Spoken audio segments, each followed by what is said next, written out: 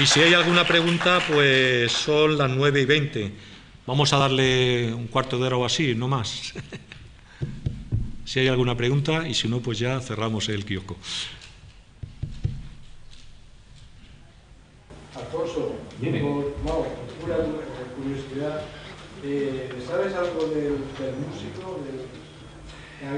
Sí, el músico es que... El músico hay otro que se llama igual que él, es un problema, pero hay otro que se llama igual que él, pero en la fosa común de Espinardo. Pero no lo he querido sacar porque no estoy muy seguro. El músico, si lo vemos por aquí, se llamaba... Vamos a ver si lo localizo, porque está en el listado este, ¿eh? Sí, mira, era Francisco López García y tenía 23 años y era soltero. Esto es en el año 39. Los apellidos López García son muy comunes y el nombre Francisco también. Por eso yo no he querido sacarlo como presunto, pero vamos, hay un Francisco López García también inhumado en la fosa de Espinardo, ¿eh? Pero que quizá me esté pasando porque no es el caso, quizá no sea el caso de esta persona. Por eso no he querido sacarlo en la charla. Me extraña que en aquellos años 30 un joven de 23 años aparezca como músico. Una cosa es que fuera a aficionar a la música y tocara en la banda municipal, y otra cosa es que su profesión fuera músico. Y el total en la Lama tal, con músicos profesionales no debería haber. Este hombre aparece, ya te digo, en el padrón de 1940, aparece con la edad, supongo que si era músico, porque también uno de los datos que aparece en el padrón del 40 es si sabía leer y si sabía escribir, y te pone sí o no. Y hay gente incluso que sabe leer o no sabe escribir, o a la inversa, en fin. Y este hombre, lógicamente, sí aparece como que sabe leer y escribir, y la edad aparece músico en Alhama, y aparece también, lo miré en el registro de penados que está en Murcia, en el archivo provincial, y este hombre aparece que venía de la prisión provincial y fue trasladado. Con los trasladados siempre hay un problema gordo, porque no se sabe, muchos de los que se llevaban a Murcia, y en Totana hay varios, muchos de los que se llevaban a Murcia a fusilar, ponía trasladado, igual como pone trasladado el tema de Gines Campos. Pone trasladado, pero no pone más nada. Y este hombre pone trasladado. De todas maneras, el tema del fusilamiento, que no se toma muy en serio porque simplemente es lo que me sale a mí cruzando los datos, pero Francisco López García hay tropecientos mil en Murcia y en parte del extranjero, o sea que...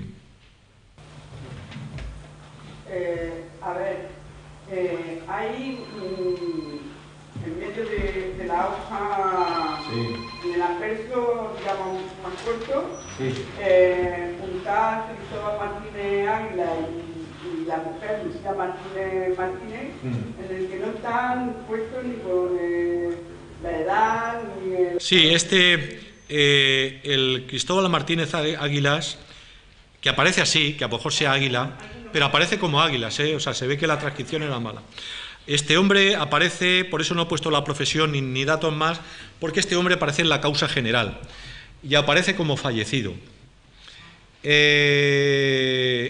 Cuando uno aparece, quien aparece en la causa general es ni más ni menos, fue un trabajo muy exhaustivo que hizo la autoridad franquista después de la guerra para establecer, según su visión, los supuestos delitos de tipo penal que habían hecho los republicanos.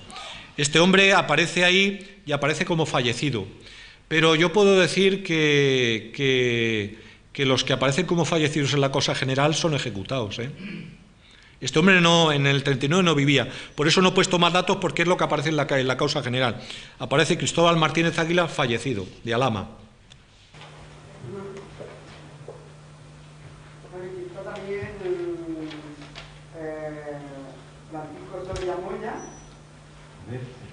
¿Soria? Sí. Está Antonio Soria Moya, que dice que está puesto como... Sí, y Francisco Soria Moya. Estos dos debían ser hermanos, lógicamente, porque Soria Moya no es un apellido, no es una combinación de apellidos muy común. Francisco Soria Moya aparece también en la causa general, ¿eh? Sí. Y de verdad que os digo que buscar gente en la causa general es muy complicado, porque están escritos a máquina, pero la máquina se ve que no le habían cambiado la cinta de tinta en 7 años, o sea que es como casi un crucigrama meterse en la causa general, de Alhama. La de Totana es casi peor incluso porque no está escrita a máquina, la de Alhama está escrita a máquina, la de Totana está escrita a mano y ya te puedes morir. Pero este hombre, todos los que no tienen así profesión y eso, es porque los he sacado de la causa general. Este no aparece como fallecido, pero aparece como carcelario, lo cual quiere decir que por eso lo he metido como preso, porque los carcelarios de Alhama iban a Totana casi al 99%. Sí, Alfonso, al hacer todos estos trabajos de investigación de algo que ha estado oculto tantísimos años, ¿qué es lo que más te ha impactado al hacer, o con familiares, bien con los datos, bien con... ¿Qué es lo que más te ha...? La gente, sobre todo los familiares, tienen necesidad de saber. Por ejemplo, ahora me estoy metiendo... Y personalmente la verdad es que es un tema que personalmente yo no puedo llevarlo a cabo, pero estoy empezando porque prácticamente el 40% de los muertos que hay en la prisión central de Totana son de Jaén, porque la prisión central de Totana, como prisión nacional de ámbito nacional, se utilizó para descongestionar todos los presidios de la provincia de Jaén, y de Jaén era un dislate. Jaén las prisiones estaban petadas, salía gente por las chimeneas. Y entonces, hay de los 40 muertos, 40 son de Jaén.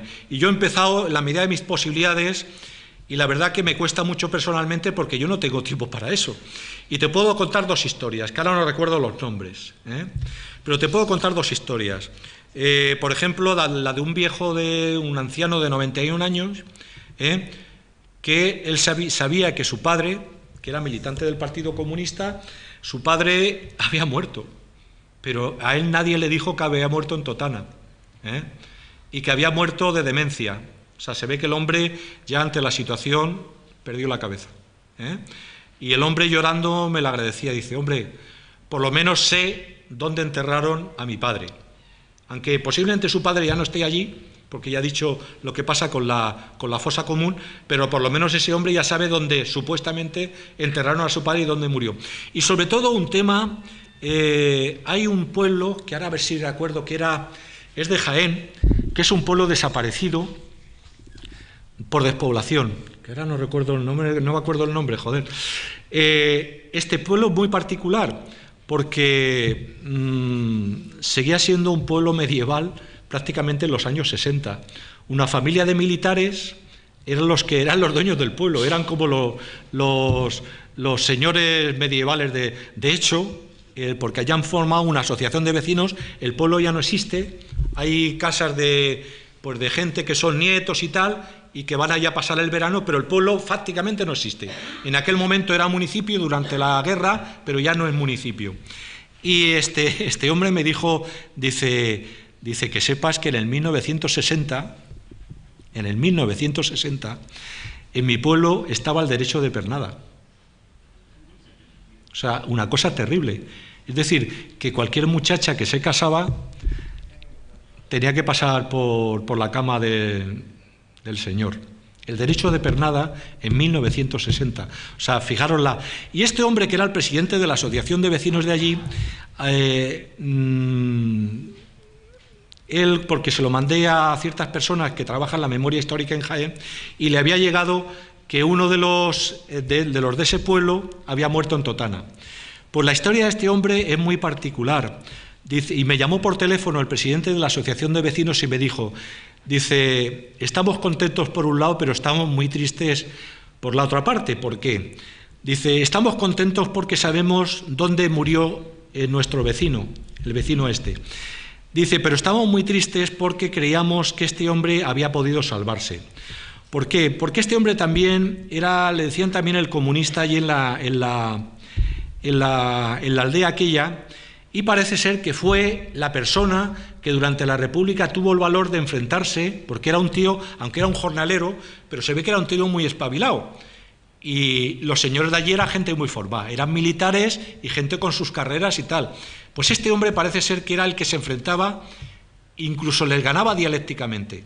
Y ellos creían que él estuvo en una cosa que se llama la espantada de Jaén. La espantada de Jaén fue lo mismo que la espantada de Málaga, que cuando vinieron los legionarios, magrebíes, moros y demás, a Málaga, y los italianos, pues la gente huía, porque allí en la fosa común de Málaga es de casi 4.000 personas. Pues parece ser que en los pueblos de Jaén hubo una espantada hacia otro pueblo de Jaén que estaba en las líneas republicanas, que era Bailén. Y se creían en el pueblo que este hombre había estado en la espantada de Jaén. Pues no, este hombre no estuvo en la espantada de Jaén. Este hombre lo cogieron y este hombre murió, no recuerdo ahora la enfermedad, pero murió de enfermedad en la prisión de Totana. Es decir, que hay muchas historias pequeñas sobre este tema y que es agradable cuando hablas a la gente, dice, joder, por lo menos sé dónde murió mi abuelo o mi padre o estas cuestiones. Yo los datos de Ginés Campos dice que era alcalde del 37 al 38. Sí. Yo los datos que tengo es que era alcalde el 18 de julio del 36. Y yo creo que no, y te voy a decir por qué. Digamos, sale de alcalde y luego el 37 vuelve a saber. Agustín, yo creo que no, y te voy a decir por qué, y quizás esté equivocado, pero yo creo que tengo razón. Por una cuestión muy importante. Las corporaciones, que no fueron corporaciones porque no hubo elecciones. Es decir, las únicas elecciones municipales que hubo durante la República fueron las del 12 de abril de 1931, que trajeron el régimen republicano. Después, durante toda la República, no hubo elecciones.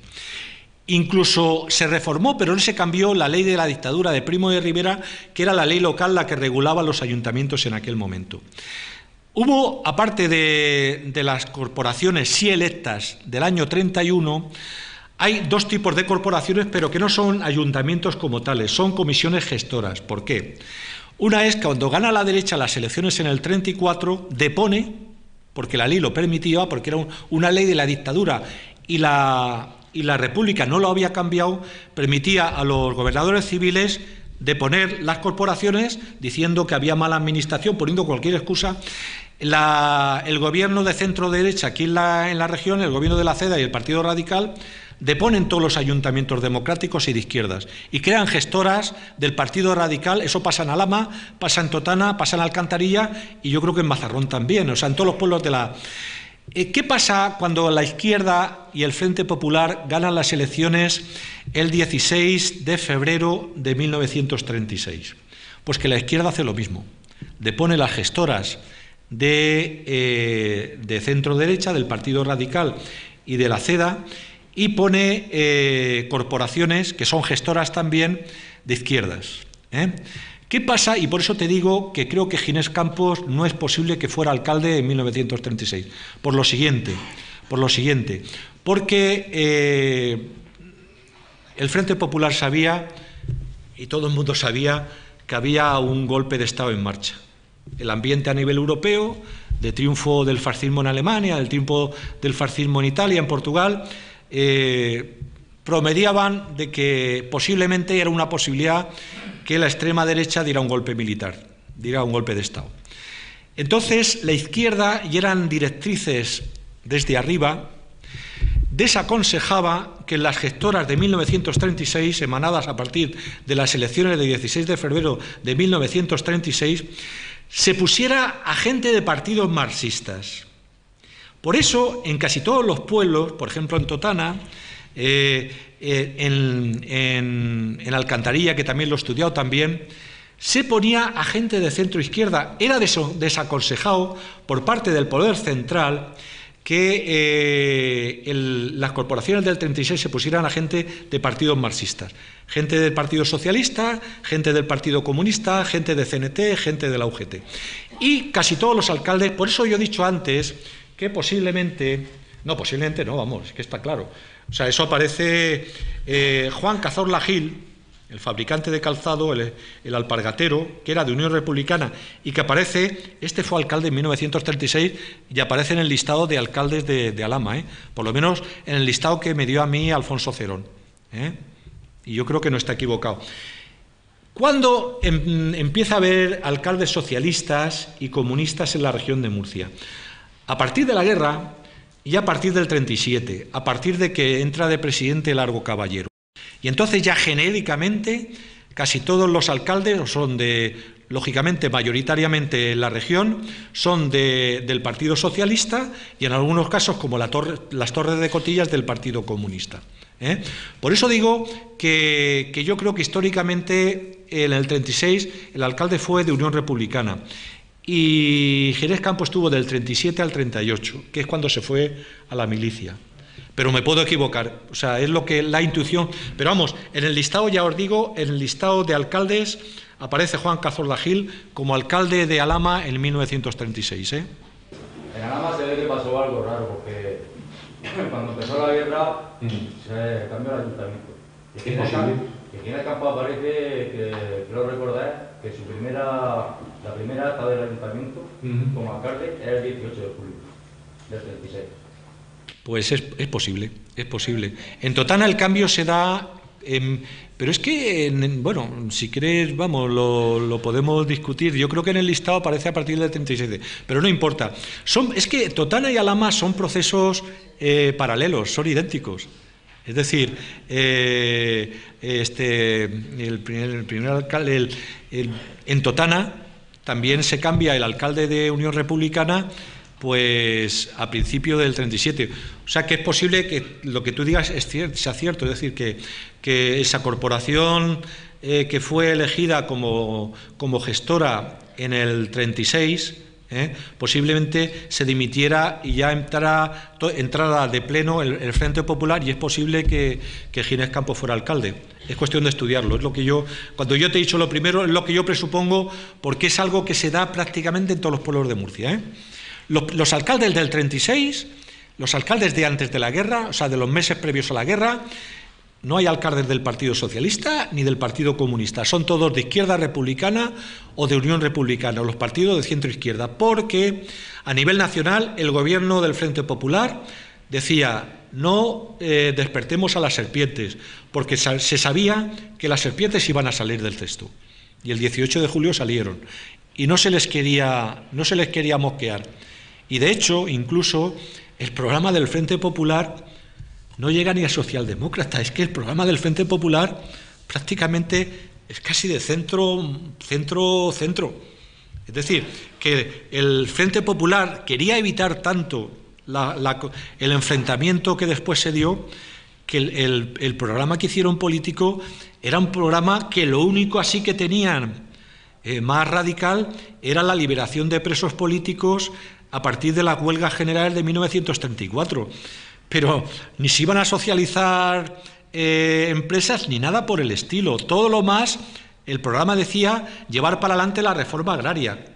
Pero la reforma agraria ahí entraba mucho. Es decir, por eso te digo que tengo claro que en el 36 el primer alcalde fue el de Unión Republicana, pero es posible que Ginés Campos entrara, pero fue el segundo, después del 36 el segundo alcalde. O sea, Ginés Campos es muy difícil históricamente que fuera el primer alcalde después de las elecciones del 16 de febrero de 1936. Seguro. Bueno, ya le digo que fue empezar la guerra y el estilo más. Es posible. Es que Alfonso presenta la dimisión Juan Cazorla. Sí. Entonces pasa de alcalde Ginés Campos, el dato es correcto de José Luis. Ah, pues ya está. Está 2 veces de alcalde. Tanto el 36 y el Sí, o sea, es compatible con lo que yo más o menos pienso, pero quizá cambiando un poco las fechas. O sea, lo digo porque el cambio se da en Totana. En Totana los alcaldes primeros hasta el enero de 1937 son todos de Unión Republicana, siguiendo con las directrices generales. Y en enero o febrero de 1937 entra a gobernar Totana como alcalde Máximo Tudela, que es del Partido Socialista. Es la misma dinámica, quizá lo que cambien sean las fechas. Pero yo creo que el proceso histórico es ese. Alcaldes en el 36, alcaldes de centro-izquierda, para pasar ya a alcaldes de organizaciones obreras ya en 1900. En Totana fue en el 37, pues en Alhama posiblemente fuera en el 36. Pero yo creo que eso, tanto una cosa como otra, cuadran dentro de esa teoría, ¿eh? El Frente Popular no quería despertar a las serpientes, ¿eh? Alfonso, Juan Cazorla-Gil fue una de las alrededor de 8.000 personas que se concentraron en el puerto de Alicante esperando los barcos que nunca llegaron. Posteriormente fue detenido en la carretera de Murcia-Alicante e ingresó en la prisión de Murcia, no en Totana. Sí, pero aparece como trasladado de la prisión provincial a Totana, ¿eh? A juicio sumarísimo le condenaron a muerte. Lo que pasa que después le conmutaron la pena y salió de la cárcel en 1943. Son dos procesos que se dan también paralelos, que en dos puertos principales del Mediterráneo, el de Alicante y el de Cartagena, con una diferencia. En la toma de Cartagena no fue la tragedia que se produjo en el puerto de Alicante. Cuando se da el golpe de Casado, en 1939, que fue un golpe dentro de la... Y además, en fin, no me gusta hablar de estos temas, de este tema concretamente de Casado, porque lo considero un personaje muy nefasto para la historia, ¿no? Porque el hombre dice que había negociado con Franco una paz honrosa. Eso fue mentira. O sea, tanto él como Besteiro, que dijeron que habían negociado una paz honrosa con Franco, ni paz ni honrosa. El mismo Besteiro murió de enfermedad en una cárcel franquista, lo cual quiere decir que de paz honrosa nada. Eso rompió los frentes y el puerto de Alicante se convirtió en una ratonera verdadera, porque esperaban que vinieran barcos. Vino uno, el Starbuck, pero vino ese nada más.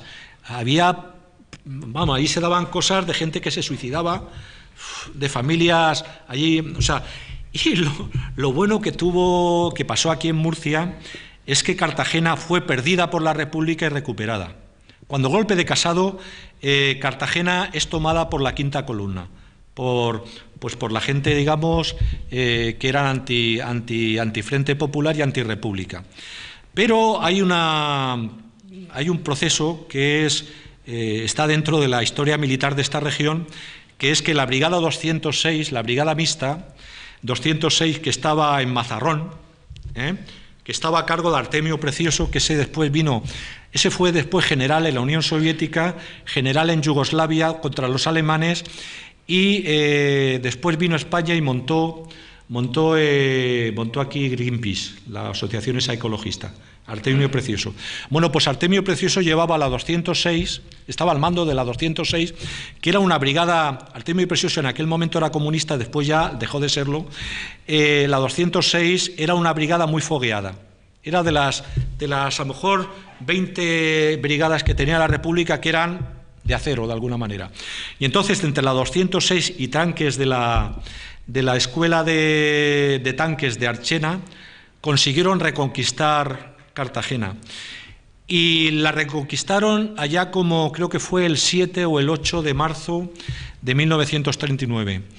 Desde el 7 o el 8 de marzo de 1939 hasta que terminó la guerra, que fue en Murcia, fue el 29 de marzo de ese año,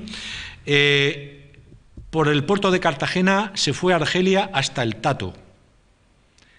Si llega a pasar en Cartagena, que se llega a perder Cartagena y luego no es recuperada por la República, estaríamos hablando aquí de otra gran tragedia de cientos y miles de personas en el puerto de Cartagena esperando que vinieran barcos y que no vinieron.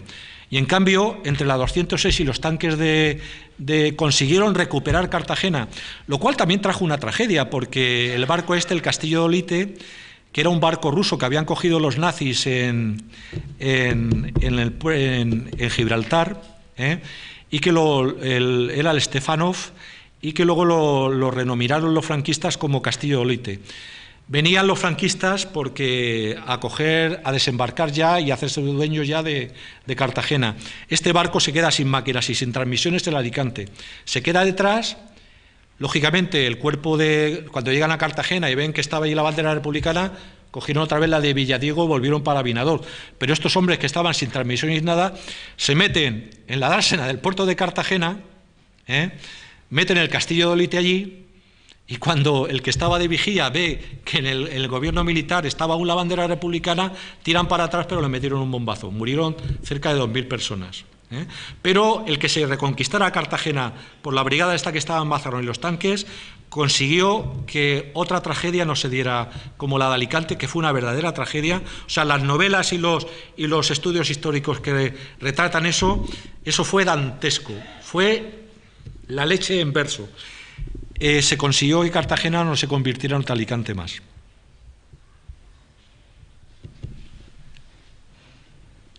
¿Algo más? Ya cortamos. Bueno, pues nada, muchas gracias y os puedo decir una cosa. Yo he venido muchas veces a este salón de actos y no precisamente a dar charlas. He venido muchas veces como sindicalista, pues para cuestiones como son, pues yo que sé, alguna que otra huelga general y tal. Y lo que puedo deciros es que Alhama forma parte de mi carga emotiva interior muy importante. Simplemente eso.